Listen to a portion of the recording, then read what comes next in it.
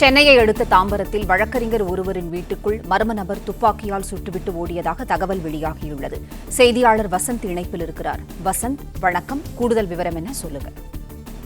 வணக்கம். தாம்பரம் அடுத்த மீனம்பாள் தெருவில் வழக்கறிஞர் தியாகராஜன் என்பவரின் வீடு உள்ளது.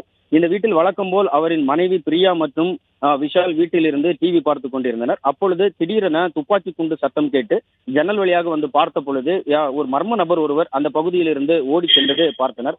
அது மட்டுமின்றி துப்பாக்கி குண்டு உள்ளே ஜன்னலை உடைத்துக் கொண்டு வீட்டிற்குள் வந்து விழுந்துள்ளது. அந்த குண்டை பார்த்த அவர்கள் மிகுந்த அச்சமடைந்து உடனடியாக தாம்பரம் காவல்துறைக்கு தகவல் தெரிவித்தனர். இந்த தகவலின் அடிப்படையில் தாம்பரம் ஆய்வாளர் தலைமையில் 4 பேர் கொண்ட காவல்துறையினர் சம்பவ இடத்திற்கு சென்றனர். சென்று அங்கு வீட்டிற்குள் ஜன்னலை துளைத்துக் கொண்டு வந்திருந்த துப்பாக்கி குண்டை எடுத்து ஆய்வு செய்த பொழுது அது சிறிய ரக துப்பாக்கியிலிருந்து வந்த குண்டு எனவும், அதனைத் தொடர்ந்து அவர்களிடம் விசாரணை மேற்கொண்ட பொழுது இந்த தெரு வழியாக ஒரு மர்ம நபர் அந்த துப்பாக்கி குண்டின் சத்தம் கேட்ட அடுத்த வினாடியில் மர்ம நபர் ஒருவர் ஜன்னல் பகுதியிலிருந்து வேகமாக ஓடி மெயின் ரோட்டிற்கு சென்றதாகவும் தகவல் தெரிவித்தனர். அது மட்டுமின்றி இவர் வழக்கறிஞர் என்பதால் ஏதேனும் குற்ற வழக்குகளில் வாதாடுவதன் சம்பந்தமாக எதிரிகள் யாரேனும் துப்பாக்கியால் சுட்டு அவர்களை அச்சுறுத்தியுள்ளனரா, அல்லது வேறு ஏதாவது துப்பாக்கிகளில் இருந்து கை தவறி குண்டுகள் வெளியே வந்து அந்த ஜன்னலில் தாக்கியதா என்பது குறித்தும் தடயவியல் நிபுணர்களையும் தற்சமயம் வருவதற்கு காவல்துறையினர் கூறியுள்ளனர். அவர்கள் வந்த பிறகு இந்த தடயவியல் நிபுணர்கள் அருகில் உள்ள சிசிடிவி காட்சிகள் மூலம் இந்த